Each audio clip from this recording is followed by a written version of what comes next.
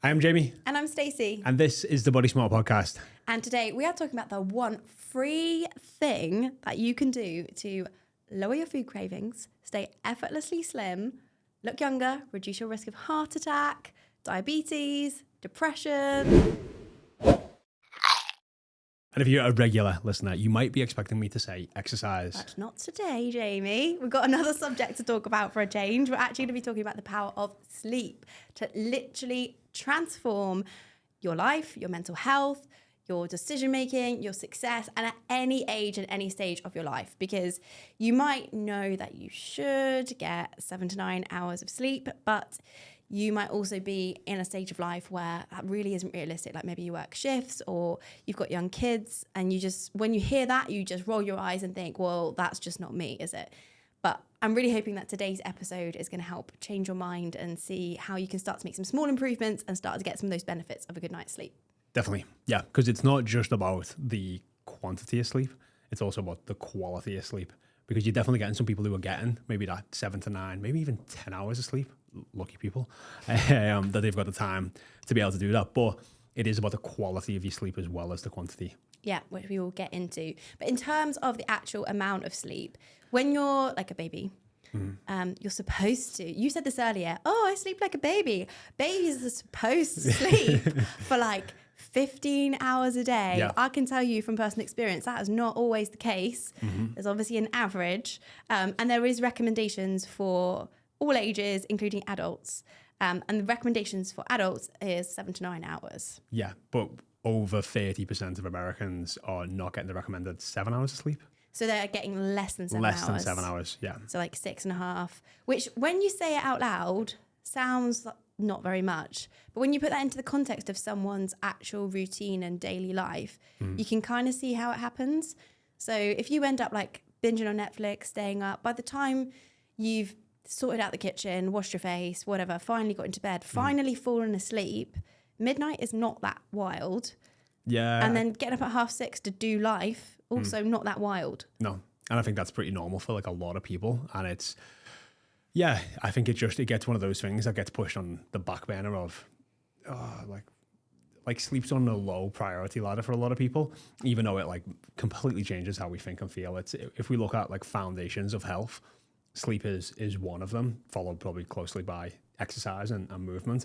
But sleep is definitely one of them. And it's one that I've abused, still do abuse, to say the least. Because yeah, it does just get pushed on that back burner of like, everyone's looking for more time. Like that's what we always see as like our most precious asset. How can we get more? How can we get more? Or we just have got so much to do. And today's like, everyone's busy now. I don't feel like anyone's ever bored or got nothing on. Everyone feels like they're just so busy all the time for like a never-ending to-do list. There's not enough hours in the day, and the thing that can give is sleep, because you still got to go to work. You've still got to do all the things you got to do around the house, or if you've got kids, you've still got to do stuff with them. Yeah. But sleep, you're already short-selling yourself, and oftentimes that's the thing that will give.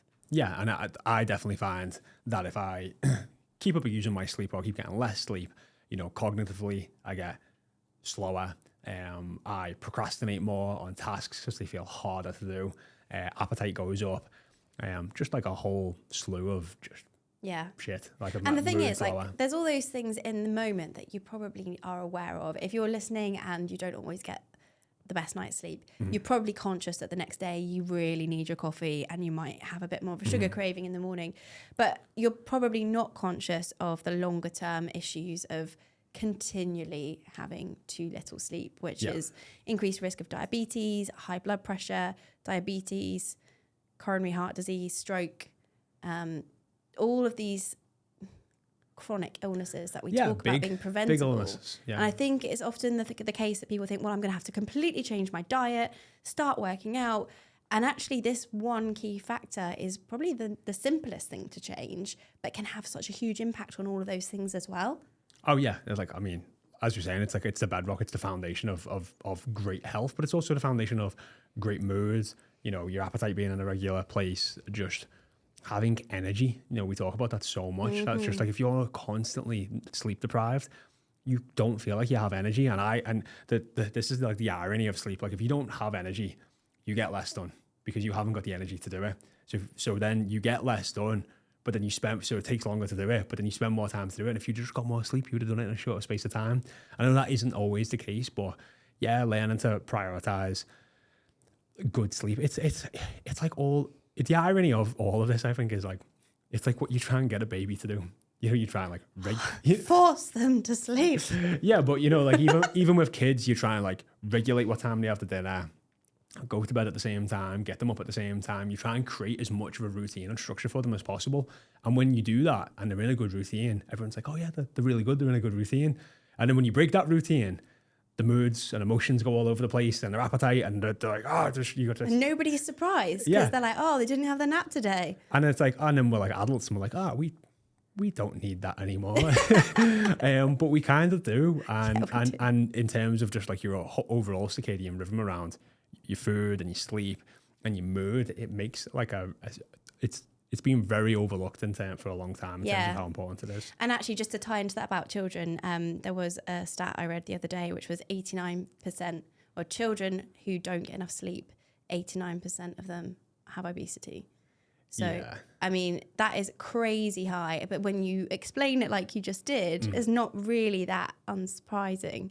It's not really that surprising. Yeah. Because they just go wild and you're just trying to placate them. They're probably not eating as well as they otherwise would. I know that's definitely the case with my son. When he's overtired, he won't eat properly, but I'm like, I need you to eat something or you won't sleep later. Yeah. So you just have porridge for bed, that's fine. And then you just get in this vicious cycle where you're not feeding them a proper meal because they're always too tired, and then you're trying to fill them up with some things, and it just it's a nightmare. But then it's the same for people as well, isn't it? You know, just like for adults, you know, in the same sort of sense of, you know, are you having that same sort of, you know, you're getting poor sleep, and then poor sleep is leading to obesity, and it's like, I think we've got everything like obesity. 55% of adults are not getting enough sleep or getting short sleep, and have got obesity. So it's just the bedrock, it's the foundation, it's overlooked, and there's many things that you can do to improve your sleep, and I think we're going to get into them quite a bit in this episode. But it is something that I just think people need to raise up on that priority ladder of like, this is one of the most important things that you can be doing on a day-to-day basis to manage your physical health, to manage your mental health, to be a high performer, to be a good parent, to be an overall just better person. You want to be getting more sleep. Yeah, and not just be a better person, which is obviously a great goal to have, but whatever goal you do have is probably going to help with that as well. So we've talked about performance at work and things, but if you've got a physical goal, if that's get stronger in the gym or run a marathon or lose weight, like your body needs you to rest and recover for you to be able to achieve those physical goals. And I think it's quite common that the more is more mentality wins over.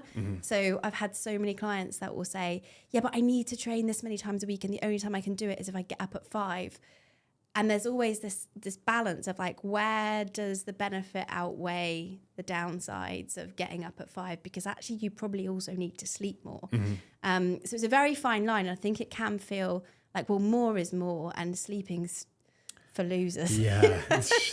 So I battle with this quite a bit, to be honest. Like sometimes I will choose the extra hour in bed, especially if I've been not sleeping enough, because I just know if I have been getting like 5 hours sleep and then 6 hours sleep and then 5 hours sleep, and then I just try and do 5 hours again, like 4 nights in a row or 4 hours, and then get up and do an intense workout, I'm just going to be like gone for the day. Like I'm cognitively not going to be there. I'm going to be tired. I'm going to be yawning.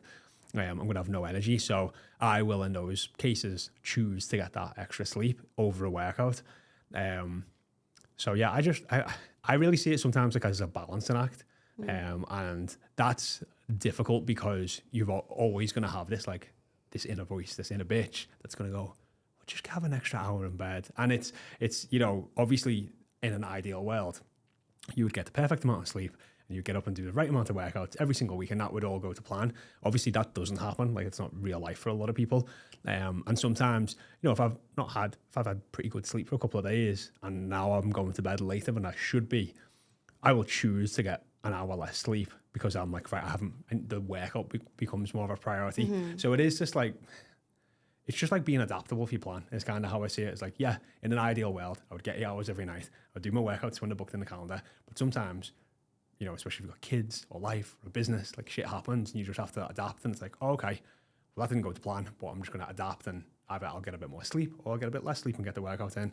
For me, if I haven't worked out for a couple of days, I feel like I start to go like lose my marbles a little bit. So for then, I would choose a bit less sleep if I haven't worked out to get the workout in. But I'm the other way. If it's sleep, if I haven't had my sleep.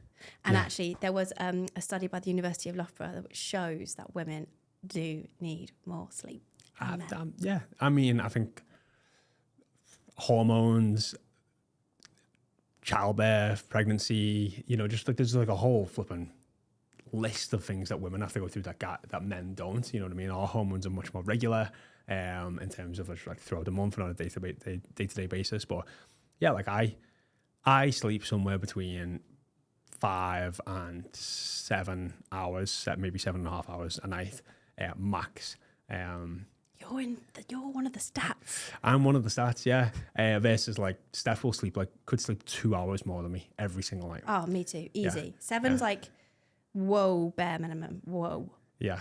Yeah. So, but like, and this is because we're in a WHOP group as well. So we've got WHOP and it tracks your sleep. Explain what the WHOP is. So WHOP is a health monitor. It tracks your sleep. It tracks your strain. So this is how much strain you put in your body. It's like a fancy Fitbit. Yeah, and it tracks your recovery. And your recovery is made up of like how recovered you are from yesterday's strain and how much sleep you've been getting.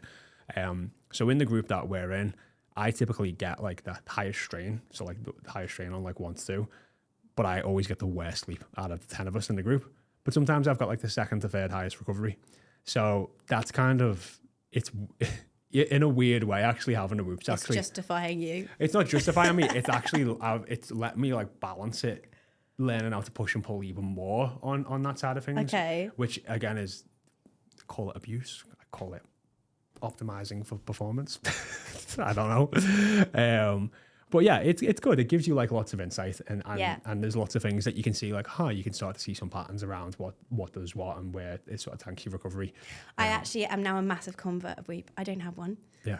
Have an internal WHOP where my body goes, you're tired, go to bed. But my husband is like such a sleep procrastinator. He's one of the classic people who's like, I had a full on day. I got home and it was like just non-stop with the kid.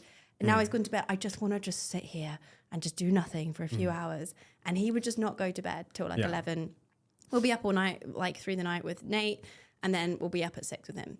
So he would go for like weeks with 6, maybe 7 hours. But he looks so tired. And I know he's tired. Got a WHOP. And he's like, my WHOP says I need to go to bed at 8:39. So are we going to go, we're going to go upstairs? I'm like, Yes, we are. Yeah. I've been saying this for 11 years. Yeah. I think it's because 1 week of a WHOP. I think it's because the data doesn't lie, you know what I mean? But like sometimes it does that to me, like you build up sleep debt. Yeah. So and then it's like, if I get less sleep, it's like, oh, you need 10 hours of sleep tomorrow. I'm like, I don't think I've ever slept 10 hours in my life. You know what I mean? Never mind catching up on that on a Wednesday. So, you know, sometimes it's a bit unrealistic with that type of stuff, but it definitely, I think that's, you know, like what gets measured gets managed. You know, if you're looking at your bank account every day and you're trying to save money and you keep seeing that you're overspending, hopefully that's going to influence your behavior to change how you're spending. And I think that's the same with WHOP, is that it's like an advert for WHOP, this, isn't it? Jesus. You know, if you're like looking at your sleep and your strain and seeing these patterns, you know, it makes a massive difference. Like what a big one for me on that was really seeing how much is like 2 drinks before bed or 2 drinks on a meal. I mean, I'd see like my resting heart rate's up by like 10 beats a minute and my heart rate variability like tanks by like 20. And I'm like, so like I go out and I'm like, I really enjoy those drinks. Like just a couple of drinks that just relax, unwind. But like a lot of times now I've just been going, it's not worth it. Like, because I'm going to feel like quite a bit more fatigue tomorrow. Versus, it's not always, but it, you know, again, the data has a big impact on doing that to you. Yeah. And also it depends what else is going on in your life and whatever, like, you know, 2 drinks one day compared to another day might have a slightly different impact, but alcohol, regardless, not great for sleep. Probably one of the worst things for sleep, if not the worst. It's got all this kind of misconception around it. Well, you can't sleep, just have a drink, that'll send you off. And that's what my mum says. Probably will, does she? That's exactly what my mum says. Oh, I sleep great when I have a glass of wine. I'm like, no, you don't. As if you pass out when you have a bottle of wine, you know, before you go to bed. Because it's a sedative, so it makes you drowsy, but doesn't actually help the quality of your sleep, which is what you're getting to earlier. Yeah, the quality. So like you will see like your resting heart rate goes up at like considerably, like 10, 20, 30% higher. And that means, it doesn't sound like that much, but that means like your heart could pound 5 to 10,000 times more while you're asleep. So that's a lot of energy being used just for your body to process and get rid of the alcohol while you're asleep. You're typically not going to get deep sleep, which is like your dream sleep as well. So you're going to wake up and typically feel like more anxious, really tired, and like cognitively not that sharp. You're going to have much more of a lag. And that's like, just not good. No. Because it literally doesn't help you on like a brainwave level. It changes the way your brainwaves are, which I'm not going to try and explain because I'm not a sleep scientist. But there's a really good book by Matthew Walker called Why We Sleep, which I recommend to everybody who's starting to kind of take their health seriously. And because this is such a foundation, if you're listening, get the book. If you get the audiobook as well, it's the actual author and his voice is so relaxing. And he says in the intro, if you're listening to this and you fall asleep, I won't be offended because you probably need to be asleep. And honestly, when Reese and I were having a really stressful period a couple of years ago, both of us were waking up in the night, like not able to sleep. And we would just put it on the phone in the middle of the bed and just listen to his dulcet tones, talking about why we really should be asleep. Yeah. And it was great. Yeah. But yeah, highly recommend that book because he does explain like how it affects your REM, how it affects your brainwaves, how it's a sedative as opposed to an actual sleep inducer. And I think it's easy to think, oh, it helps me get to sleep. And that's the bit which feels annoying when you're stressed and you can't get to sleep. You get even more stressed that you can't get to sleep. So if it takes that bit away, feels like you've solved a problem. You're actually probably making another problem. Yeah, I mean, that's it, isn't it? Sometimes like, oh, I just need a glass of wine to de-stress, or I just need a glass of wine. And look, by the way, there's nothing wrong. If you want to have a couple of drinks and you want to have a glass of wine, that's fine. It's just frequently, if it was like a couple of times a week or even like every day, like that's when it starts to become an issue, because it's not just, especially if you're trying to lose weight, it's not just the extra empty calories, it's the knock-on effect on your sleep, which will ultimately have a massive impact on your behavior. You're just making your journey a lot more difficult than it maybe needs to be. And also, if you're turning to alcohol to deal with the stress of your life, like that is just how do we say it in American terms? That's a Band-Aid on a wound, or a plaster on a wound. You know what I mean? That's what it is. You're just trying to mask a bigger problem instead of actually dealing with it. And yes, in the moment, that may feel like the easier route. And again, there's nothing against that, but that can just not always continue. Yeah, and I know what you said just now about your heart rate. You then said about you'll feel more anxious in the morning. People might not have put two and two together, but a rapid heart rate is linked with anxiety. As in, when you're anxious, your heart speeds up. And your body's kind of clever, I guess, or annoying, however you want to look at it, that it goes both ways. So if you've got a rapid heart rate, your brain goes, rapid heart rate, anxiety. And so you feel anxious, even though you don't necessarily have something to feel anxious about. And so it then can become that self-perpetuating loops, like you said. But also to tie into it not being the best if you're trying to lose weight, I was like, I'm going to do some studies on this, because anecdotally, we can all say, yeah, we have a glass of wine, and then you think, oh, what's the damage of a bag of crisps or whatever? And it's a slippery slope. So that's to do with alcohol, and to do with sleep as well. We often think, oh, well, if I'm a bit tired, something will pick me up if I have it mid-morning. Again, anecdotal, we can probably all relate. However, there are some really cool studies where it's not just people going, oh, that made me make me feel better, or it's not even a conscious choice. So one study I found, which I found fascinating, was they took people who were overweight, so BMI like 25 to 30, and they only had 6 to 7 hours of sleep, like as an average. That's just what their regular routine was. They put them in a sleep lab and they increased their sleep by 1.2 hours average. So what's a sleep lab? Take me there, mate, apparently. It's like what? I said take me there, apparently. Well, it's where scientists like do studies on your sleep. Right. Okay. It's not like a hotel where they help you sleep. Well, maybe there's a market. An extra 1.2 hours. The only change they did though was to bring that amount of sleep up by 1.2 hours to over 7, and no other changes. They ate 270 calories less per day, just without even trying, because it does affect your ghrelin and leptin, so your hunger hormones, satiety hormones. And your stress levels. And these are all things that just create innate urges in you to eat. And it's not even a conscious choice where you think, oh, I'm tired. If I eat like a biscuit and some coffee, I'll feel better. You just do it. You just do it, yeah. And you like feel that as a natural urge. So when people say about like intuitive eating or like listen to your body, you genuinely are. Yeah. And your body is telling you to eat more because you haven't had enough sleep. And so it's technically in the right because you do need the energy, but there's another way to get that energy, and that's just go to sleep. Yeah. Which I think is maybe that's like easier said than done for a lot of people. Like you do have to look at this as like, hey, this is something that's an important part of health. This is something that I need to prioritize more.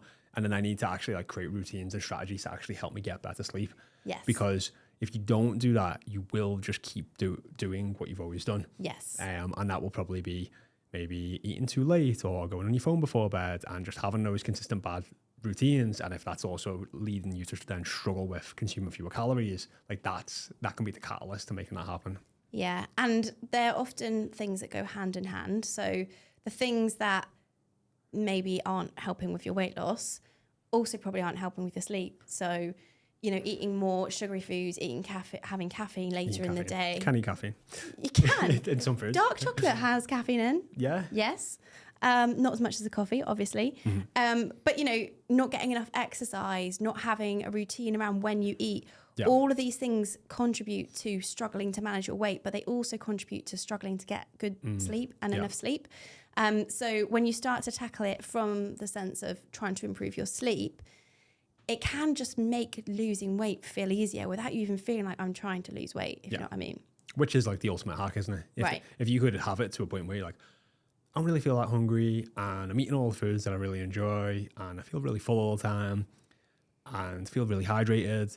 And you're just losing weight, the pounds are just dropping off. That's like utopia of losing weight. Yeah, it's like, who wouldn't want that? Yeah, but like you wouldn't believe that you can actually do all of those.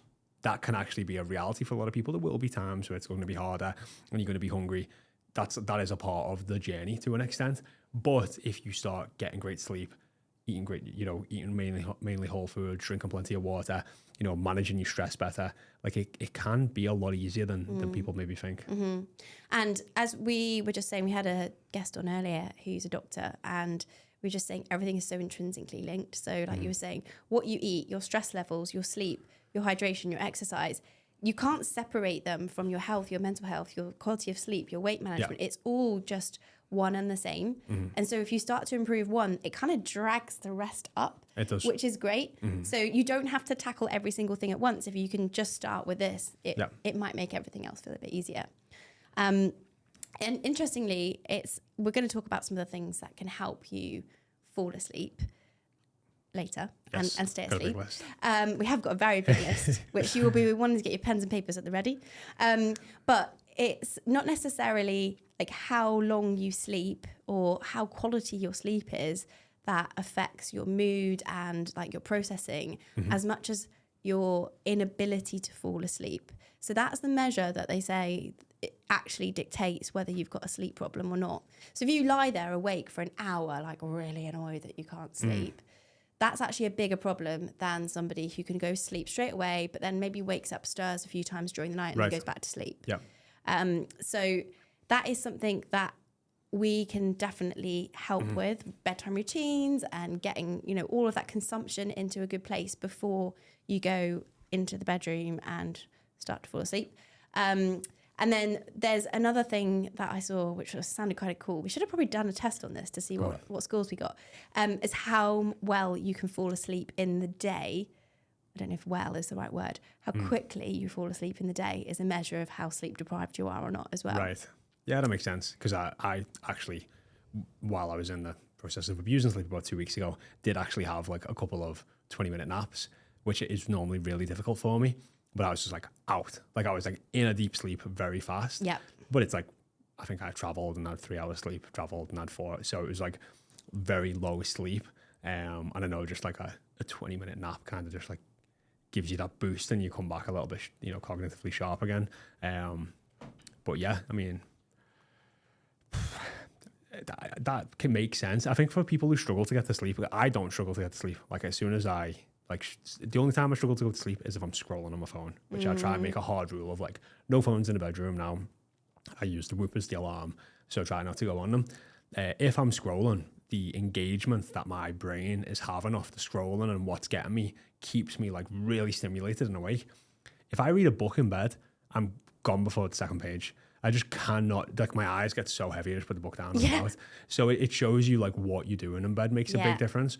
But I find most of the time, like I am tired when I go to bed. Yeah. But I also think that's because I physically move my body or have good movement habits on a day-to-day basis. So like I physically exhaust my body to some extent. And then mentally, I stimulate my body or my mind throughout the day. So I think when I get to the end of the day, and because there is a good circadian rhythm of like roughly the same wake times, roughly the same sort of bedtimes, like I am tired, to go to bed. And I think when just those couple of things, if you don't have them, like if I was going to bed and getting up at different times and then didn't exercise throughout the day, like when I went to bed, probably my body would be a little bit all over the place and my mind would be racing. Yeah. How do you guys work it then? If you were saying Steph definitely needs more sleep than you, do you go to bed later? No, we go to bed at the same time. So that's something that we've always been really good at. We always go to bed at the same time together. I just wake up. And then you just get up and do your thing. I just wake up like hours before her, yeah. So like that's typically what happens. The only time, and even when she was working in the hospital, we would just get up at the same time. But yeah, like we've always gone to bed at the same time. Yeah, I think it's really important for like connection and having that close to your day together. But I do get it if you're on shift. Like Reese does night shifts quite a lot, which wrecks his sleep pattern, but also means we don't have that connection. I really miss it after a couple of days. You feel a bit distant, and it's only just getting into bed together. But yeah, no, definitely. I mean, it works for some people. It doesn't work for others. It is what it is. I think it's but I think we go to bed at the same time. I just get up at a different time, and there will be times where she would, but she can just sleep like more than me. Even when I feel like I get a great sleep score and get a high recovery and I feel good, it's still like an hour or two less. So I'll be honest here. When we first started going out, I didn't like that. I used to think she was lazy because of that. And I know this, I'm being really honest right now. But I've realized over time, like she just actually needs more sleep than me. And that's fine. There's no judgment against that. Anymore. No, and she feels her best, for getting an extra hour or two sleep. And that's fine. And also just learning more and more about women's health. And also I'm just like, hey, we've already had like some candid conversations around roles if we had kids.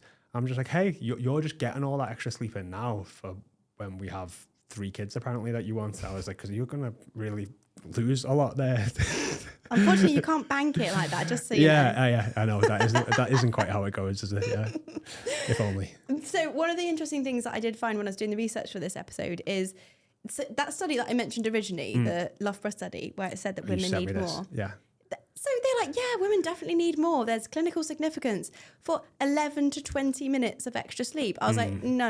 And you were like, no. Yeah. But interestingly, the reason is, the way they did the study was they just like tell people just go to bed whenever you feel like it and wake up whenever you feel like it, but with everything optimized. And that's what naturally happened. But it was the fact that poor sleep or lack of sleep had a bigger effect on women. I think that's what, like Steph and I experience is, okay, we can function with only 11 more minutes sleep than you, but we get more stressed about it. We have like more emotional impact from it. We make poorer decisions because of it. Whereas the impact on men seems to be less. So they can have that 11 minutes less, but then go on and just run their day like normal, whereas we really feel it. Yeah, and I also, at different points in your menstrual cycle, I would imagine if you are really abusing sleep, it's going to have a bigger impact, not just on you physically, but mentally as well. Yeah, 100%. I can definitely tell the difference at different points in my cycle. And the other fun fact that I found, I think this was going around on social media actually a little while ago, because my husband definitely sent it to me and uses this for weekend lions as bait. Fun fact, every 1 hour of extra sleep for a woman increases their libido by 14%. Yeah, very good. So if there's any men listening and you need a reason to let your wife have a lion this weekend, there's one. There you go. I will give you evidence it does work. But yeah, it is one of those things where if you haven't had enough sleep, you're like, I can't even do the day. I don't want to deal with you as well. Yeah. Like, it makes a lot of sense. And especially if you're a busy parent or you've got a business or you've got other responsibilities, you need to just be able to do each thing to the best of your ability, whatever day it is. If you haven't had enough sleep, you're not going to be even at that level. Sorry to interrupt, just a quick ask. If you are enjoying this podcast, we do ask if you would go and hit that subscribe button, because our goal is to be able to help all of you guys become body smart. And the way we can do that is by getting better guests on, more experts. And the bigger this podcast gets, the more guests we can get on. So, yeah, we need all the sleep. Men of the world, give us the sleep.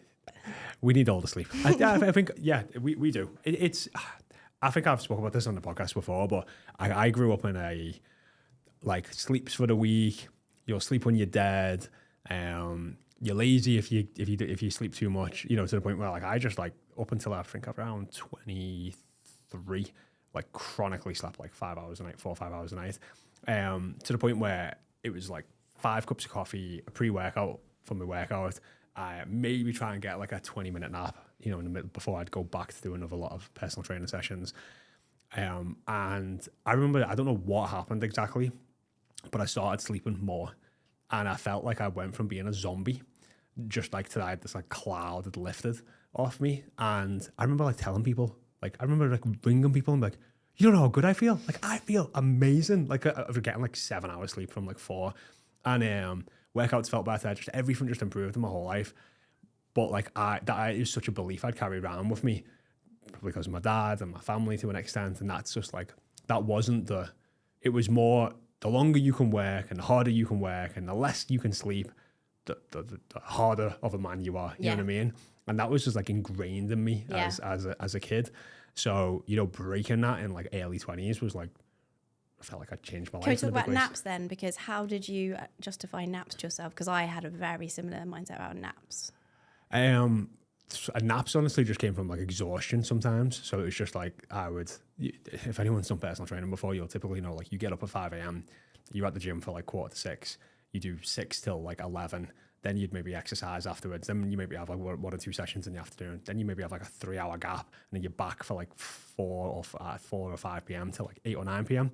So your day is like very long. You may be doing like 8 to 10 hours personal training. You got your own training session in the middle. So it was like literally trying to cram in an extra 20 minutes. Sometimes because your eyes are literally like just like going over.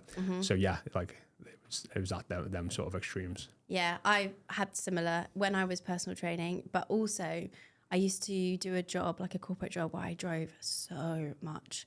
Like, I worked out one time, it was like 35,000 miles a year, which if you're in America, you're probably like, not that much. Small fry. In the UK, that's a lot. Yeah. And I would literally be driving along sometimes. I'm like, I just have to go and find a lay-by and just go to sleep. And I would just have to just go for like 40 minutes and put my seat back and go to sleep. Yeah. And I think it was only when I started to get a lot of these healthier sleep habits in place. I didn't even think I had bad sleep, but I obviously did, because I was so tired that I was like, I can't drive a vehicle right now. And then I started to look after my nutrition. This is when I started to get into my health and fitness and do regular exercise. And all of a sudden I didn't need to nap halfway through a drive, or even I will put my hand up. On the days before Zoom, conference calls, like our conference calls were just on the phone, and they used to go on for hours. Yeah. And I just used to put it on mute and go to sleep, genuinely on my bed.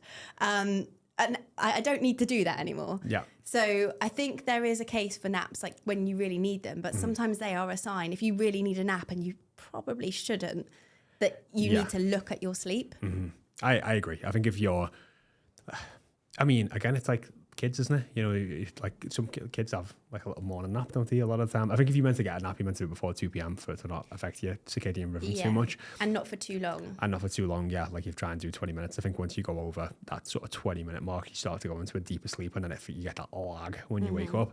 But yeah, I think that's a great point. Like if you're constantly feeling like you need a nap, or constantly feeling like chronically fatigued or tired, it's probably just a sign that you are abusing your sleep. And I know so many people just get into that pattern of, oh, I'm really tired. I mean, I'm really tired in the morning. My day feels really long. And when you get home, and when you wake up a little bit, and when you have some food, and when you go on your phone, and then you go on your computer, and then next minute it's like 11 o'clock, and you're like, oh.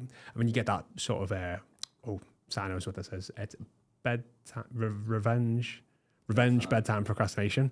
Have you heard of this? Yeah.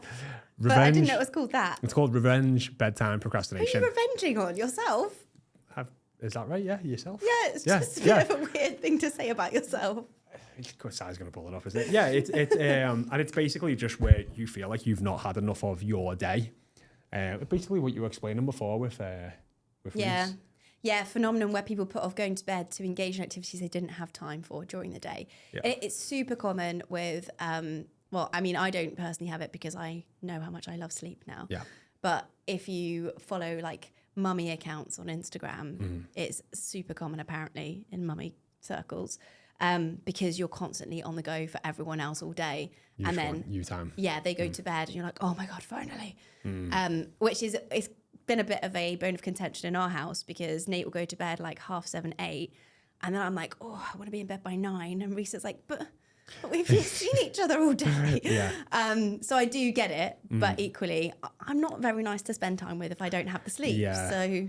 No, it's good. I mean, it's good that you're like that self-aware to prioritize that as well, and will do that because a lot of people will just ride that out for another, instead of having an hour and a half, they'll want 4 hours, just to have a bit of themselves, or 3 hours. And it's I think it's fine to do that like once, but it's the same with anything. If it becomes a habit and it becomes something that's continually happening, it's going to start to have a bit of not a bit, like a pretty significant impact on how you're feeling. Yeah, and like you said, it then is a habit. It's not even like a treat that you're enjoying. It then is just what you do. Yeah. And it's not like, oh, I finally got some downtime. It kind of takes the shine off it a little bit, if you know what I mean. Yeah, definitely. So when we were talking about naps, I was wanting to also talk to the mums that are listening. Yes. Because also one thing that used to really piss me off was nap when the baby naps. One, I'm so wired because I've just had a baby and apparently everything out there is going to kill me or my baby. I can't nap. And two, my baby naps for like very small amounts of times and I'm not asleep by the time he wakes up. And three, I've got so much shit to do. When he naps is when I'm going to do the shit. Like I can't nap. So I'm here for you if you are in that phase and you're like, oh, I'd love a nap right now. Is not always possible. Yeah. And I think that's something that I really wanted to talk about on this episode. If we're talking about all this stuff, like you need to sleep, it's going to make weight loss easier. It's going to make you think better. It's going to be great. It's going to be great. And you're in a stage of life where you actually physically don't feel like you can. I want to talk about like how you can maybe make some incremental changes that will make it feel less awful. I think just reminding yourself that it's a season most of the time. For people who do shift work, there's definitely things that you can do to help to just improve the quality, but that jarringness of the circadian rhythm, like when I found out like a lot of people who worked in hospitals do like 2 weeks a days, 2 weeks a nights, I'm like, no, just give me like 6 months a nights and then 6 months a days. At least I'm not having that like jarringness of it changing all the time. Because it's horrible. It's actually worse for your long-term health to keep changing it up. Yeah. So studies do show like if you can do 2 weeks actually is quite good. 2 weeks of the same is quite good. Because some people do a rotation of like 4 days, 4 days. Wild. Yeah. It doesn't seem to make sense from a health standpoint. Even if you've done like a month of nights, a month of days, to just like sort of make it. But I mean, this is definitely something I think people are becoming more aware of who do shift work, and those people are 100% needed. They do such important jobs in so many areas of the world. But it does have a massive knock-on effect on people. And those people also have the same struggle where, like Reese does night shifts sometimes, and he's coming in at 2, and then the baby's waking up at 5. And so the house is noisy. And so we're all like, oh, well, you can get better sleep by having a quiet environment and then make it dark. And like, it's just not our life. Yeah. So if you're on shifts as well, you might feel in that same camp of like, oh, great, all these benefits from sleep, but that's not for me. Yeah. But there are definitely things you can do. So one of the things that was a big game changer for me was changing my mindset. And I know you just mentioned there about it being a season of... I used to get so irritated that I was missing out on summer because my son was born in March and I was like going to bed when it was still light outside and it was nice weather. I'd literally go to bed at like 6 p.m. But I was like, it's just for now. Like I just have to do it for now. Which if you're a mum, that's fine. But if you're a shift worker, your season is 4 days or 2 weeks, probably not going to be helpful for you. So what have you done with clients who are shift workers in the past? I mean, this is not a great answer, but I've advised them to maybe change careers. I just said, like, do you understand like the real knock-on effects that this has over a long period of time? And for some people, they're like, yes, and maybe in a couple of years I would look to change or transition out. But then it's doing everything that you can do to optimize for quality sleep. So it's, trying to not eat 3 hours before you go to bed, minimize caffeine, 8 hours before bed, no liquids 2 hours before bed, and trying to do no screens 1 hour before bed. So they're like some really big things that they can do to just optimize when they are getting to sleep. That's a really good point about the caffeine though, because if you're on night shift and like you're coming towards the end of your shift at 3 a.m., which when you've got a natural peak in a drop in energy, like coffee's going to feel quite tempting. Yeah. But if you've got to go home in 3 hours and then try and get to sleep, that's a terrible idea. Yeah, so the thing that you want to try and do is as soon as you can, if you're shifting from days to nights, is to establish some sort of routine. And just understand that first couple of days are going to probably suck the most. But then if you are in that routine for a little bit longer, it's gonna at least help give some more sort of normality around it. Yeah. But yeah, it's just tough. It's just very jarring on the body. Yeah. I mean, if anyone's ever been on it's basically like giving yourself jet lag or going on a night out. Everyone's been on a night out till like 4 a.m. and you just feel a lag for the next couple of days off the back of it, and it's your circadian rhythm just trying to catch up. Same if you do jet lag, you just feel off. It's again your circadian rhythm. So every time you do that with your sleep, going from days to nights, it does have a big impact, and it's challenging. It definitely has its challenges, and you'll see for anyone who's conscious about weight or weight loss, you will see the biggest fluctuations in scale weight. Your body will retain the most amount of water. You will bloat significantly. I've had clients whose weight has gained, being all over the place in terms of going up. For like 10 days straight, they've had like a 4 days off. By the second night's sleep, they drop like 8 pounds in 2 days. It's like wild, you know what I mean? The body's like fluctuating so much and holding on to so much water. So it's, but that's a sign of stress and cortisol spiking and being all over the place. But these are just things that you just have to be aware of and almost give yourself a bit of grace as well. Yeah. And the other thing that's really important when you are feeling like that lag, whether it's shift work, whether it's not getting sleep because of a new baby, is you then can't be bothered to cook something. Mm-hmm. And you just want to eat something for some quick energy. And so you can get into the cycle of like sugar crashes, peaks and crashes, peaks and crashes. And that can also then affect your sleep. Yeah. So it's really important if you are struggling with this to double down on your nutrition. And it can feel like the last thing you have the energy or like mental capacity to deal with, but it will help with the sleep as well. Yeah.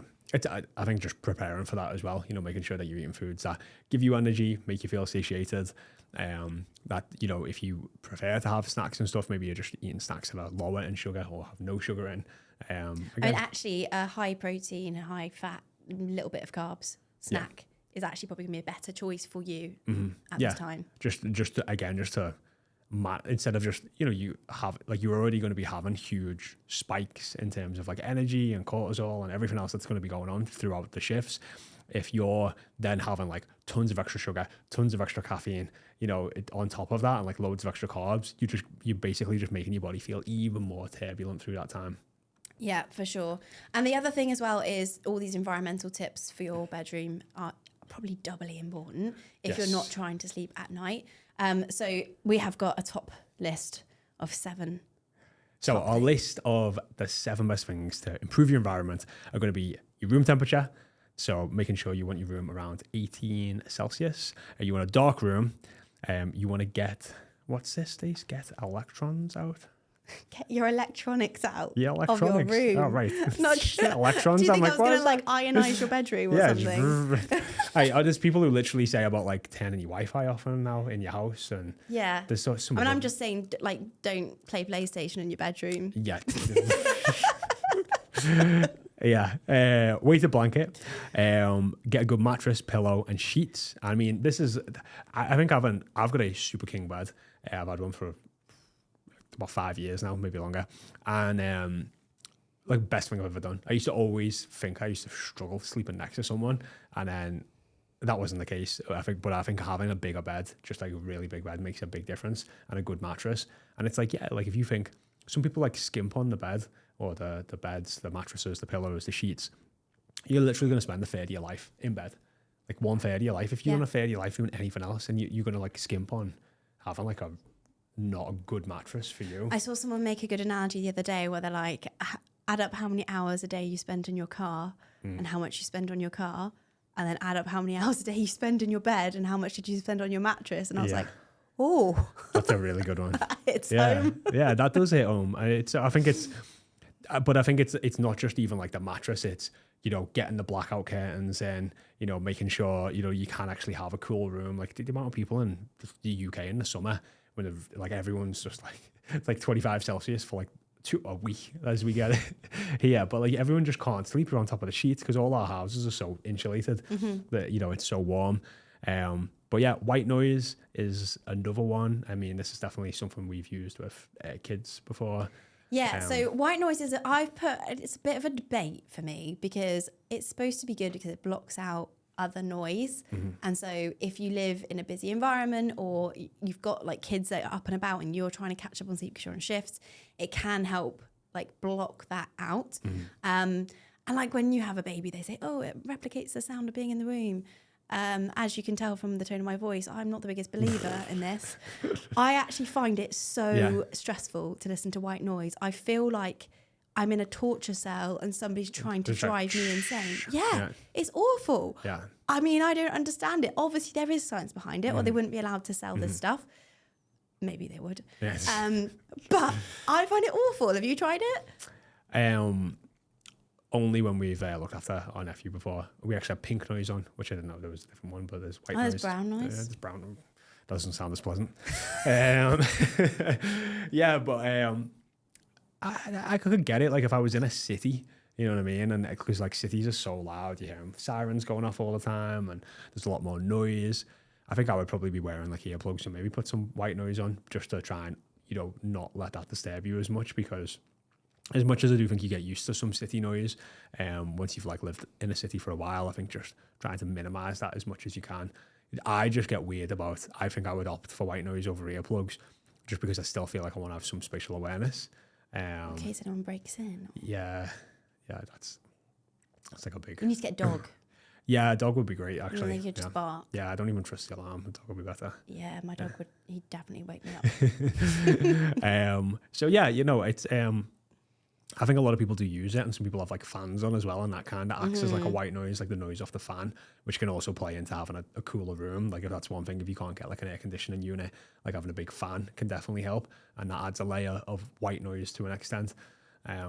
So yeah, I think it works for me. I know some people who have done it though, and then they become like dependent on it, and that's what I'm always conscious of. Yes. I always talk about not creating crutches for yourself, but that's definitely something to be aware of. Like, but apparently, if you use it like at home regularly, and then you go away, you will then sleep well when you're away. Whereas you were saying when you go away, you don't normally sleep well. I sleep horribly. Yeah, it might be something worth trying, like the couple of nights before you go away. I don't know. Maybe you can trick your brain. Maybe. Yeah, that'd be.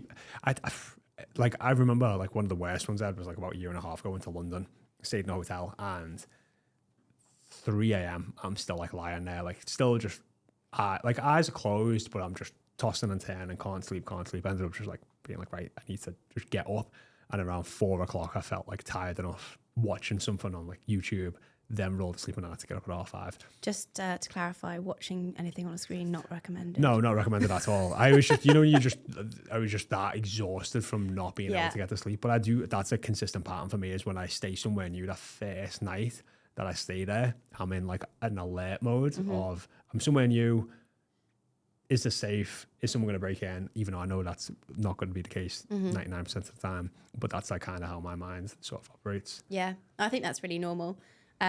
So white noise, give it a try if you want to. You don't need to buy a special machine. You can just literally go on Spotify and you can get like 8-hour white noise playlists. The next one's funny, which is sleep in separate rooms, which is obviously like your partner can disturb you significantly. Steph has multiple times elbowed me in the face while she's been asleep, punched me in the face, doesn't even like wake up to it as well. So like, yeah, like that definitely has an impact. If you go to bed at different times, which I think we were speaking about a bit earlier, that can have an impact if somebody's coming in and it disturbs you while you're asleep. But yes, you know, for the trade-off of could you get better sleep if you slept in separate rooms versus I know Steph would like hate that. And like, I don't think I would enjoy it as well. Like, yeah, it's not, it would be a no from me, but my mum and dad do this. Oh, do they? Yeah. Well, as a permanent thing? I think it became like he started snoring and she got fed up with it and then started sleeping in the other room. And then they started going to bed at different times. So she would stay up a lot later than him. He would go to bed earlier. And then the disturbing thing. So yeah, like that's became like a permanent thing now as well. Because we do it like depending on what's going on. So if Reese is on nights, he'll sleep in the other room. If he's got a cold and he's going to snore, then I ask him to stay in the other room. Yeah. And it does really help. But I wouldn't want it to be like an ongoing permanent thing. It's because you're like, well, we've got this temporary issue that we need to resolve in order for both of us to have a good night's sleep. Yeah. And so it works for that moment. Yeah, I think it's personal choice for people. Like if you've got the luxury of having 2 rooms and prefer to optimize your sleep. Yeah. I know. Side note, I used to work with a lady who had a whole separate house next door to her husband. I'm not even joking. Like, they had kids and everything, and he just used to go, okay, bye, night, and go to his house. Go and stay in his house. Wow. Yeah. How nuts is that? That is pretty crazy. Next level. But I know a lot of professional like tennis players, when they come to like Wimbledon and stuff, they will literally hire a separate house. So they'll like stay with the family in the day or have dinner with them, and then they'll stay in a separate house because they want to optimize for sleep so much. This guy was not a professional tennis player. Right, okay. And then last is the knee pillow. Oh yeah, so this is actually a game changer. It's such an old lady thing, but if you get an uncomfortable back or knees or hips when you're asleep and you sleep on your side, I'm going to tell you to go on Amazon and buy a knee pillow because it's so good. So I probably about 10 years ago, far too young to be thinking about knee pillows. But it was when I first lost a lot of weight and my knees, I was like, why do my knees hurt just being on top of each other? Because I could feel the bones against each other, which I couldn't before. Wow. So I just started using, like I had this little decorative pillow that my mum had bought me, like with some cute saying on it. I just used to wedge that between my knees for years. And then I can't remember why, but I thought, yeah, I'm going to treat myself to a proper knee pillow. Oh my gosh, haven't looked back. It's memory foam. Yeah, it's color coordinated with my headboard. It's great.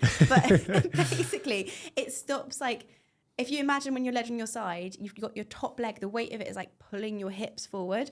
And that's constantly like pulling against your hips, against your back. And it can mean that you wake up like in discomfort through the night and in the morning. And you just don't get as restful a sleep. Get a knee pillow, problem solved. Love it. It's like a tenner. Yeah. I was saying, but I like hug a pillow. So I like lie on one pillow and I like kind of like hug another pillow. Yeah. And I always sleep on my side and like hug a pillow. And I've done that for like as long as I can remember. So I don't know if that helps. I feel like it helps. You've got like a pregnancy pillow or just like a normal pillow? Like a normal pillow. I actually did get a pregnancy pillow like 5 years ago. And it was actually too big. I felt like it was too. It's great when you hungover. If you ever hungover and you got a pregnancy pillow, that's game changer on the couch. Yeah. Because that's all you want to do is just be vertical and someone to feel sorry for you. But no, the pregnancy pillow was just too. I felt like it was just too much underneath the sheath, underneath the quilt. But yeah, just like a normal pillow. I feel like it helps my shoulders. Well, it will stop you having the same kind of thing. It will stop you rolling all your weight so much forwards and then having to kind of fight back a little bit with your muscles. Yeah. So unconventional tip. But we're including it on our list. Did you want to summarize the list? So to summarize the list, it's your room temperature. We didn't actually get into that so much, so I'll just touch on that a little bit more. The room temperature you want is a size at 18 Celsius or 18.5.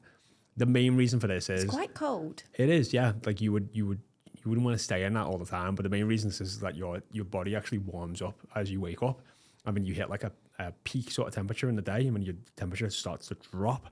And then as your temperature starts to drop, if you're in a hot room, you can be more uncomfortable. It can keep you awake. So actually having a cool room of... Saying about 18. About 18 Celsius, yeah. What's that in Fahrenheit? It's like double 36. Oh, it's some kind of weird... 64 Fahrenheit, yeah. Which, can be difficult in the summer and stuff, especially if you don't have air conditioning. That's why like a fan and stuff can be important sometimes. But yeah, it makes a big difference having a cool room versus a hot room. Yeah, and that's why I think a lot of the older generation swear by, sleep with the window open. Yeah, I do that. Yeah, I think that's why, because it does help you regulate your temperature and your body is expecting it to be cooler when it's bedtime. Yeah. So there's a lot of things that are just inbuilt into your circadian rhythm. That's not necessarily circadian rhythm, but your body knows like, oh, it's getting dark. Oh, it's getting cold. Okay, this is what happens. We go to sleep. So you can kind of biohack a little bit with that. Yeah, it's where like if I do this sometimes, I'll get like a really hot shower just before bed. And I like that, like heat dumping afterwards. So like my body temperature will go right up and really drop. And if I get into bed straight after that, like you'll fall into like such a deep sleep really quickly. Actually, that's a really interesting thing that I learned from that book, that Matthew Walker book. It's not the shower, it's what you described after. It's the contrast and it's the cooling down that your body goes, oh, this is time for sleep.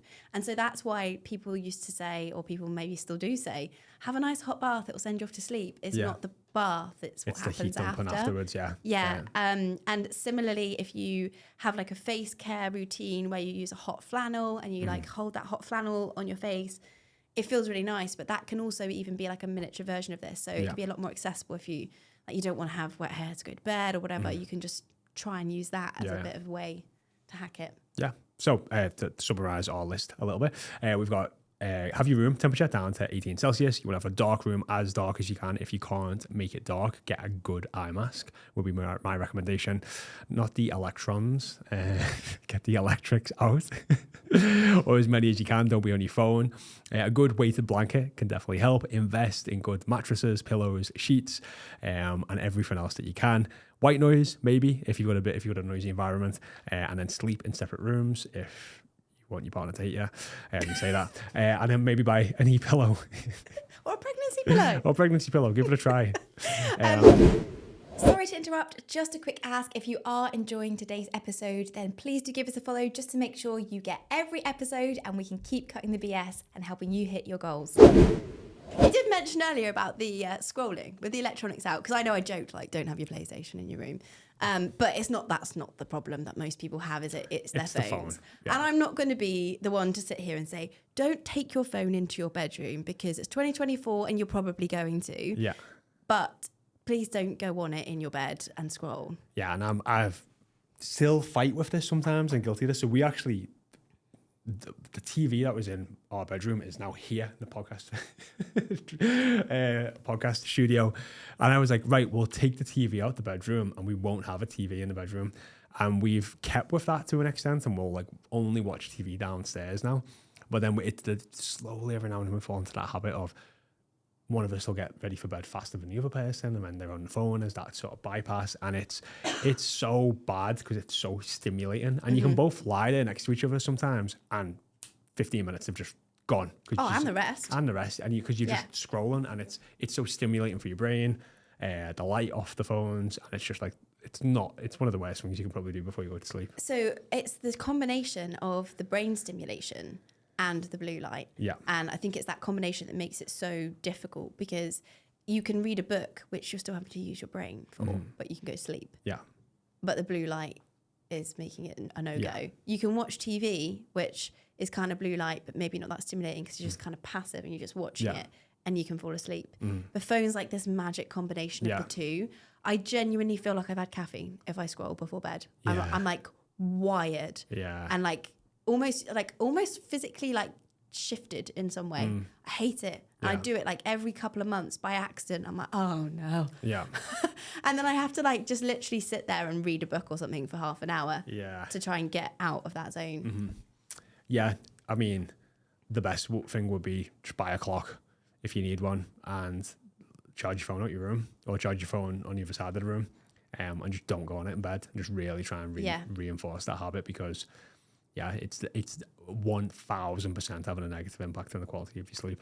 Yeah, and this isn't about the quality of your sleep, but I kind of think we should talk about it anyway. If it's right next to your bed, the tendency in the morning is going to be to grab your phone, and then you've got all these notifications, and then you start your day on your phone. So these are like this would be two of my best tips for anyone. Would be that I started doing this. So I used to wake up and not even be able to open my eyes, and would get my phone and see these notifications, and there would just be problems or fires, and I'd be like this on bed. I'm like, squint my eyes for anyone who's listening.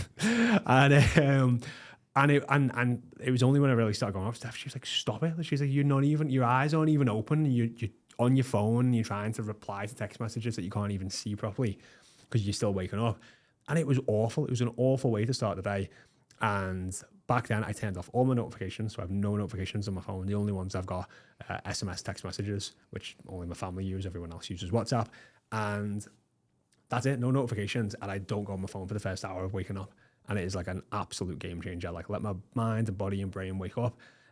But there's also when I get my phone in the morning, there's nothing to distract me to go on it because there's nothing popped up on there. So it's just a way of when you do that, like your phone is running and you're not able to run your day. It's like it's purposely built with every notification and every algorithm to just get your attention and keep you on that phone. And it's like if you wake up and it just immediately hooks you, you're just in a very reactive state for the whole day. And I do actually think a great night's sleep starts from the morning, you know what I mean? So like getting up and being in a good state and grounding yourself. So it's like we just said earlier about if you're in a stressed state, you're going to find it harder to fall asleep. If you start your day with that, you're already on the back foot of trying to have a calm, connected day. Yeah. So yeah, even a slight tangent to sleep, but like it's get the phone out of the room if you can. Yes. I know a lot of people have that as an excuse of like, oh, what if someone phones me if there's an emergency? Just put it on the other side of the room on charge. Or like put it on loud. Yeah, put it on loud. You'll hear it. Yeah, you will hear it. Yeah. It is easier said than done. But what's your bedtime routine now then? Because I know you said you don't like to scroll, but sometimes happens. So what would your ideal bedtime routine be? Ideal bedtime routine would be don't eat 3 hours before bed, no liquids 2 hours before bed, this does so we would maybe watch like half an episode of Netflix or an episode of Netflix and then go to bed. Steph takes longer to do a sort of like nighttime routine than me. And then I would just get into bed and wait till she comes into bed and sleep. That would be it. So you don't like journal or read or any of that stuff? You just kind of... I mean, maybe I should like try and do something different. All the books I've got on like personal development and I just don't want to turn that part of my brain. Oh yeah, no, don't. So I used to only read personal development books because I was like, well, if I'm going to make time to read, it better be worth reading. Like that type A personality coming to undermine me again. And I couldn't sleep. Yeah. And then I like didn't want to read because then I wouldn't be able to sleep. And not good. I changed to reading absolute trash. Yeah. Works a treat. There's a place for it.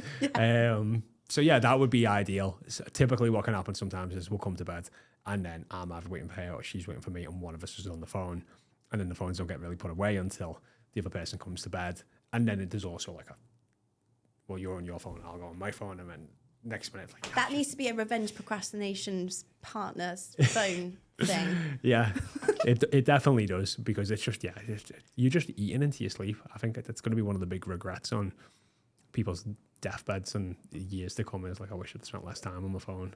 Yeah, you know, it's just yeah, definitely.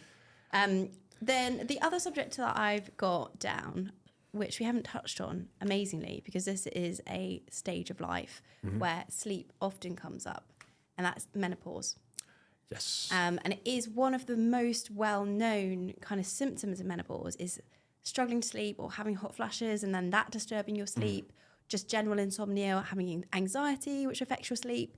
And at the research that I did said that sleep disorders range from 16% in kind of normal life of people have sleep disorders or like some struggle with sleep. Yeah. At perimenopause, it can go to 47%. Wow. And postmenopause, between 35 and 60%. Shit. So it's quite a significant proportion of the population. And if we think like half the population are female, this is basically saying half of the female population after a certain age. That's a lot of people struggling to sleep. It really is. So I'm really sorry, you guys, that we have only just got to this halfway through the podcast because this is a huge issue. Yeah. And there is like physiological reasons for it. So declining estrogen is one of the main reasons that's given for the troubles that you might have with your sleep during this period of your life. And I know like many women through their menstruating life probably have experienced there's different points in the month where maybe you're running a bit hotter and it's not that comfortable to sleep or you just don't know why and you can't sleep as well. Probably the same reason. Yeah. But during this time of your life, your hormones are like in a whole new pattern. You're trying to figure this out. So the most common trouble that people have is the falling asleep, Right. which one of the reasons I asked you about bedtime routine, I was hoping you'd have some beautiful bedtime routine that you could share with everyone. But getting a really good bedtime routine is so helpful for the falling asleep. And if you can get off to a good start with your sleep, then there's more chance that you're going to stay in a good restful sleep as well. So the things that are really recommended to kind of put into a bedtime routine, you've said about like cutting out alcohol, caffeine. Yeah, like no caffeine. Like I think the half-life is 8 hours. I think some people are starting to say it's more like 10. Well, it's actually like, it depends on the person. 3 to 9 hours is like the broad spectrum of a half-life. But the average is 5 to 6 hours. Yeah. Which doesn't sound much, but I did do the maths on this. So if you have a double espresso, which sounds like quite a lot. Actually, if you just have a large Americano, it has a double espresso in most places. Yeah. So that's 100 milligrams of caffeine. If you had that at 2 p.m., that's like you just having an espresso at 8 p.m. Now, if you're struggling to sleep, there's absolutely no one on this planet you would say, oh, I'll have an espresso at 8 p.m. That's a good idea. Wait, how are you getting that to 8 p.m. if you have a double at 2 p.m.? Because it's a half-life. Right, okay. So it's not like it goes down. I mean, I don't even know how the graph would look. But basically, it's like radioactivity. So it's a half-life, which means after the 5 hours or whatever your body metabolizes at, it's only half the amount has been metabolized. And then it will take another 5 hours for the next half to be metabolized. So it's still like having a half of an espresso at like midnight. Yeah. Which you wouldn't do. No. If you couldn't sleep. So you really want to get the majority of caffeine in at the start of the day. Yeah. But not within the first 90 minutes of waking up. That's a whole nother That's a whole other thing. But anyway, avoiding caffeine, I think around 6 to 8 hours before bed is a good sort of rule of thumb. Yeah. Then I would say 3 hours before bed, no eating. And then the main reason that you don't want to eat before you go to bed is it takes around 5 hours for your body to digest the food that you have. But also when you eat food, your body goes through a process called thermogenesis, where you basically heat up to digest the food, and that's where people feel like they're in a food coma because they're spending a lot of energy, and that energy is you warming up to digest the food that you're having. Now that raises your core temperature, and we just said a little bit earlier before you go to bed, you actually want to lower your temperature. So if you eat lots before you go to bed, your body is digesting and going through a process of thermogenesis while for those 5 hours while you're asleep. So if you ate at 9 o'clock, went to bed at 10 o'clock, that's now till like 1 o'clock and 2 o'clock in the morning that your body's still warming up when it's trying to actually cool down to get you into a deeper sleep. So that can make a significant difference. 2 hours to bed, no liquids, and that's to make sure you don't get up in the middle of the night for disturbed sleep to go to the toilet. And then 1 hour is trying to wind the mind down. So no screens, nothing that's going to stimulate you too much. Ideally, read a book or have some sort of like wind down bedtime routine. Yeah. I think as well, I really do think like the really hot showers are a great way, or a hot bath. If you can do that before bed, it can actually act as like a nice way of like unwinding. Like, everyone has like those shower thoughts or shower moments, but it's just like, it's a nice place for you to just be on your own, be present in the shower, get really hot. And then when you get out, you get that heat dumping and can fall into a really deep sleep. And in alcohol, like I would just, if you're struggling with your sleep, that's probably one of the things to just look to cut. And just because at this point we are specifically talking about sleep in menopause, obviously all of those tips are relevant to everyone, but with alcohol through perimenopause and menopause, every specialist we've spoken to is like, please stop with the alcohol. It's just because of how bad it is in general. I think basically everything that we are going to say around sleep applies to everyone. You just got to imagine if you're going through perimenopause and menopause, everything's just amplified. So just like crank it up by a 10. So like if alcohol is bad for you when you're not going through perimenopause, it's horrendous when you're going through that, because if you're already going to struggle to sleep, now you're going to massively struggle to sleep. So it's just like all the things that you're doing, they just catch up to you. So like anyone who's a younger woman listening, it's like the more muscle you can put in your body, the more great habits you can get around your health, your fitness, your nutrition, your strength training, good sleep habits. That just means when you actually get to perimenopause and menopause, you're going to have such a strong, it's still going to be hard or harder, but you're going to have a stronger foundation to work from. If you have a broken foundation going into this season of your life, now life is going to force you to change, or it's going to become probably miserable is the word I would say, very fast, which is having sleep, what's the word when you're short of sleep? Deprivation. Yeah. Is literally a form of torture. Oh, yeah. It's like what they do to people in prisons in like Guantanamo Bay or something. Scientific. But, and I can vouch for it. It's horrendous. Like, you don't want to do anything that will make that worse. But I also get it when we're like, oh, don't have this much caffeine. Don't have this much wine. Go to bed early and don't have fun with your partner. Like, we don't sound like the funnest people here. You can go to bed and have fun with your partner. You know what I mean? It's like, you were saying about that. Yeah, and that's actually been, I don't know what the sort of percentages are, but people who have an orgasm before bed definitely go into a deeper sleep and have a better sleep. So, that's, if you're going to look at like what should be happening in the bedroom, it's for sleep and sex. And like, if you kept it to them two things and kept away from electronics, I was going to say something weird then, but didn't, and it still came out weird. But yeah, if you just kept your bedroom to those two things, no TV, no phones, it's definitely going to have a big impact, just in general on the quality of your sleep. And coming back to the wind down your mind thing that you mentioned, I know you don't personally do anything specific, but a couple of things that I've done with clients which have been super helpful is either journaling, which some people love, some people are like, oh, I feel really weird writing out an inner monologue. It doesn't have to be like that. It can just be like bullet points. You can get journals which give you questions or prompts, but it's just focusing on like your moment, your reality, like centering, which can be really helpful. And then the other thing, if you're more of a like pragmatic person, I suppose, that has helped a lot of my clients, and it's a brain dump. Right. And if you've got stuff that is whizzing around your head and you're one of those people that lies there awake and your brain is thinking of 100 things and you're like, I can't let go of it because if I let go of it and then I fall asleep, then I won't remember it in the morning and then something really bad will happen. But you're still just led there thinking about it.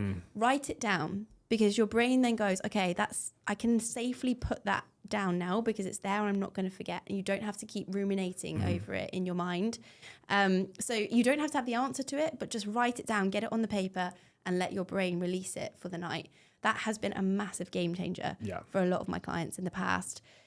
Likewise, if you've got anything that like at the end of your work day is going to play on your mind, and I know you love to use the phrase like close a loop. If you've got like open loops, open projects, if you can't close them that day, you can't finish something off, and that's going to cause you to struggle to sleep, then just put that at the top of your to-do list the next day.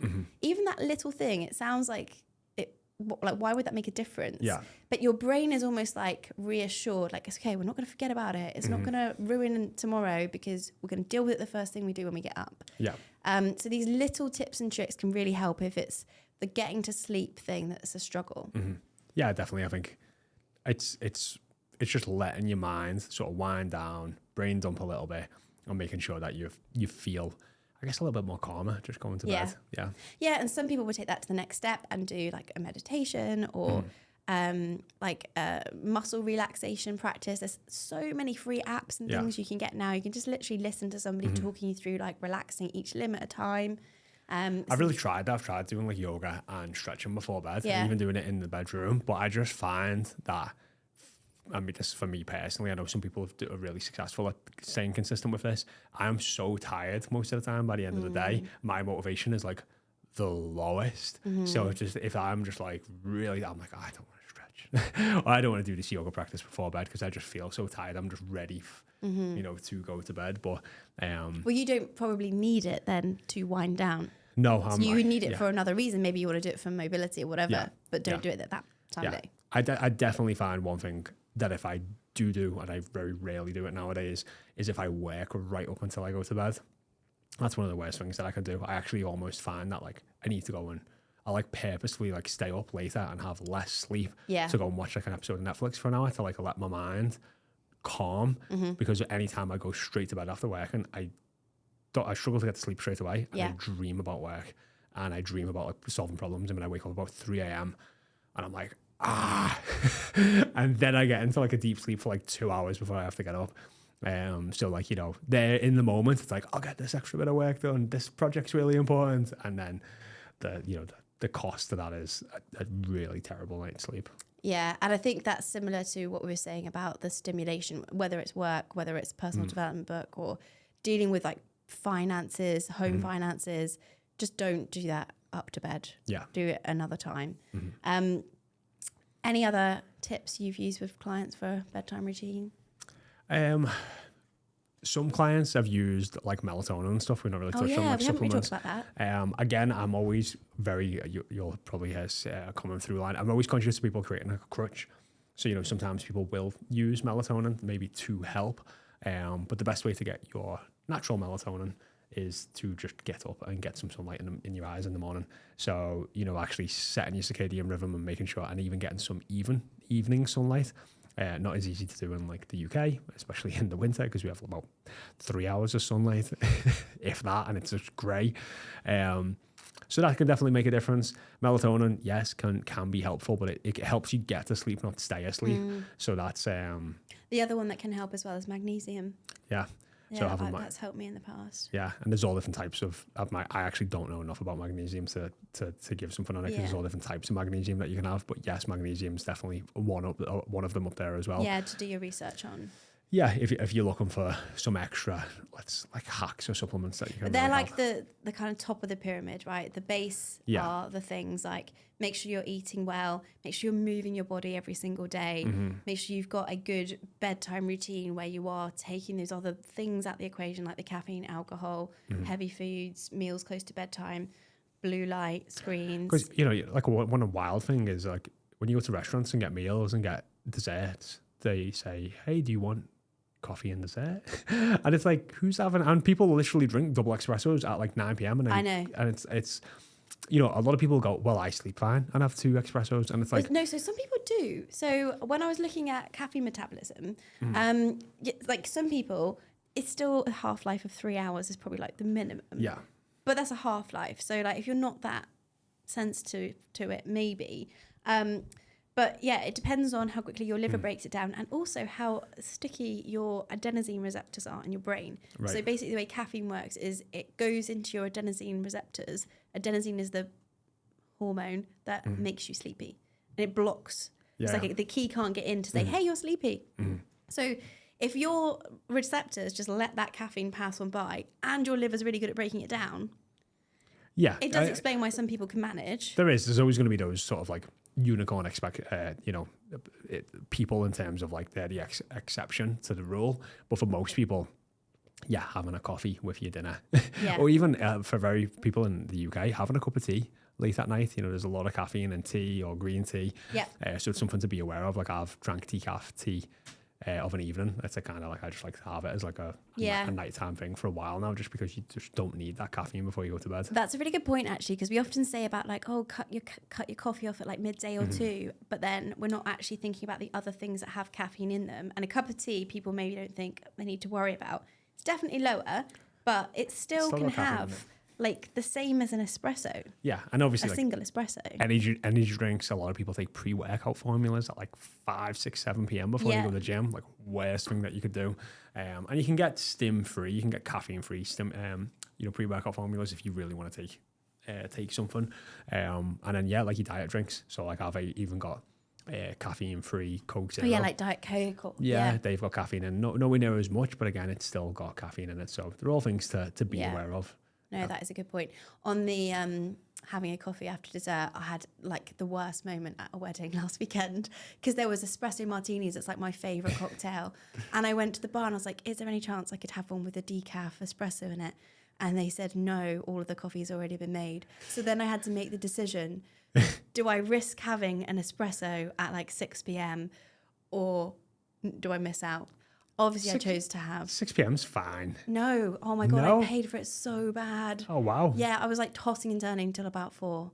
Yeah? Yeah, it was awful. Oh, wow. I'm super sensitive to caffeine, which is why I went and asked the barman for my decaf espresso martini, which I've never he heard denied anyone me. ask for that. Oh, so this is a great hack, right? I always order, if I'm going to order one, decaf, low alcohol, because loads of places have like low alcohol vodka now. So you can have a decaf, low alcohol espresso martini, which tastes really good, but like has hardly any of the downsides. Fair. Yeah. I mean, but isn't the point like to get the buzz. Get the buzz of the caffeine and the buzz of the alcohol? Yeah, I don't really need that though. I just like the taste of it. Fair. Yeah. Yeah, we digress. Sorry. Okay, so any other tips that we've got? Let me just check my list. I think a big one is the weekends and weekdays. So this Oh, is typically, and I think this plays into bedtime, revenge, procrastination, or whatever we want to call it. But like people are like getting a routine of like they have to get up at the same time every day, Monday till Friday, but you'll go to bed too late. So you feel tired all week. And then on the weekend, you tell yourself, well, I need to catch up. So then you sleep in on the weekend and then you sleep in again on Saturday and Sunday. And then on Monday, it comes around like, it's like so hard to get going again. And it's like, well, you're just jolting your circadian rhythm. So if you actually just went to bed on time, you know, through the week and got better sleep through the week and then got up at a similar time that you typically get up through the weekday on the weekend, you would just feel so much better. You'd have so much more energy. Like your body doesn't know like, hey, it's Saturday. Like we don't have to go to work today. It's just like, it's just another day to your body. Yeah. So I think playing more into your circadian rhythm there and not, you know, still trying to, and everyone's guilty of this. Like sometimes on a Friday, you'll just go to bed a bit later because maybe you haven't got as many commitments on a Saturday morning. But trying to minimize that to the least that you can, you will just have more energy and get better sleep from it. Same sort of time earlier. So if I want to get more sleep, I have to go to bed earlier. I can't sleep in later typically. I know that's not the case for some people. So for me, if I really do want to catch up on sleep, the hack for me is go to bed earlier, not sleep in more. Yeah. So again, it's just being aware of that. And then if I abuse that even more, say on the weekend, like I just pay for it even more because I get even less sleep. So you on the weekend when I have more energy and you've got more things to maybe do for yourself, I've got less because I've got even less sleep. So I think it's just being aware, being conscious of these things. And then, you've got your own responsibility and you're empowered enough to make the own decisions that can help. Yeah. And the cool thing is there are so many options you can try. Like it's not just, this is the one way to improve your sleep. We've given you loads of ideas today. Oh, I've got one more before we sort of wrap it off, which would be your screens. So I have it. So my phone comes on at 7 p.m. It automatically goes into night mode, and you can set this on your phone. So you have a night mode and it stays on, it comes on automatically. You can do this on your iPad. You can do this on your TV, on your smart TVs and your settings. So it all makes a big difference. And if you can't do that, you can buy blue light blocking glasses. They're about £10 on Amazon or anywhere else. They're super cheap, and they can make a big difference in terms of, I think it's like one of the top things on WHOP that it recommends of like using like blue light blocking glasses. It can make a big difference. And then another one, I just remember coming out with them all, is overhead lights. So overhead lights. So if you have upstairs, if you can minimize the amount of overhead lights that you've got, turn on lamps. Instead, again, the overhead lamp is like mimicking the sun, the light coming above our heads. It stimulates us even more. So just trying to have more lamps on around the house. And if you wanted to go a real step further, you'd even use like different color light bulbs. Oh yeah, definitely go warm white. Yeah. I'm a warm white household over here. Yeah, a warm white. Okay. So hopefully, even if you started the episode a bit skeptical that we might have a tip that you could implement because you've got crazy shifts or small kids or whatever, hopefully there's some little nuggets there that you think, you know what, I could make a slight change and something out of that has been helpful. As ever, we always want to hear if you've got any other tips. So let us know. The inbox is always open. Send them over.